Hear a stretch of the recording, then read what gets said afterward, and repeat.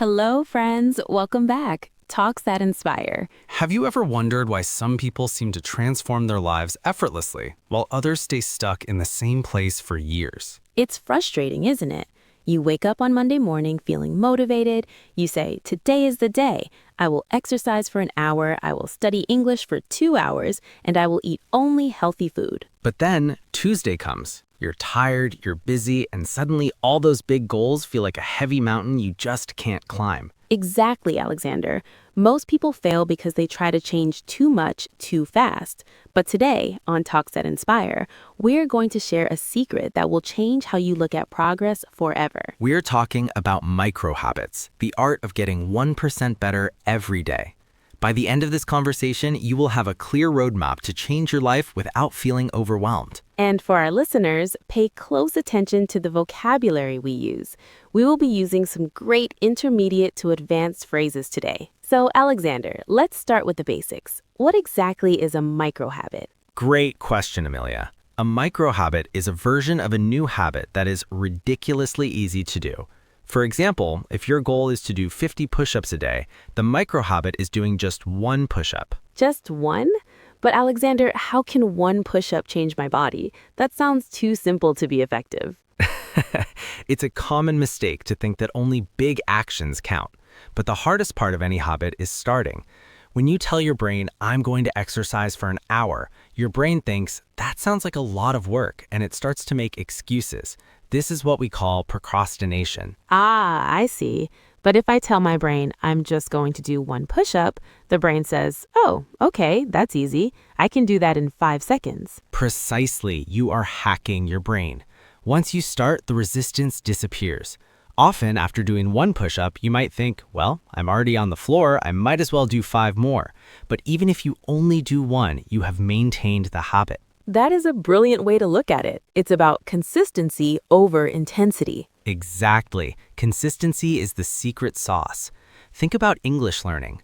Many of our listeners want to be fluent. They try to study for 3 hours on a Sunday, but then they don't touch a book for the rest of the week. That's true. It's much better to listen to our podcast for 10 minutes every single day than to study for 5 hours once a month. You're right, Amelia. Now let's talk about the 2-minute rule. This is a concept made famous by James Clear. It says that any new habit should take less than 2 minutes to start. Give us some examples, Alexander. Okay, read 30 books a year becomes read 1 page before bed. Fold the laundry becomes fold 1 pair of socks. Study English grammar becomes open my notebook. I love that. It removes the friction. Friction is anything that makes a task difficult. If my gym clothes are already laid out on my bed, there is less friction to go for a run. Spot on. We should make our good habits obvious and our bad habits invisible. For example, if you spend too much time on your phone, put your phone in another room. That creates friction for a bad habit. This is so helpful. But what about motivation? Sometimes I just don't feel like doing it. Motivation is like the weather, Amelia. It comes and goes. You cannot build a house on the weather. You must build it on a foundation. Habits are that foundation. When you have a system, you don't need motivation. You just do it because it's who you are. That's a deep thought. It's about identity. Instead of saying, I am trying to learn English, I should say, I am a learner.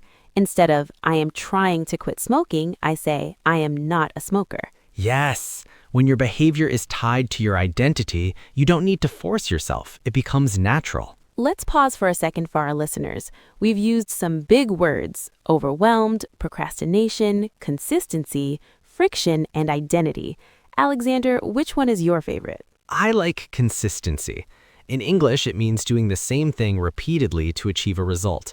It's not about being perfect. It's about showing up. I agree. Now let's talk about habit stacking. This is one of my favorite techniques. Oh, explain that to us, Amelia. Habit stacking is when you take a habit you already have and stack a new habit on top of it.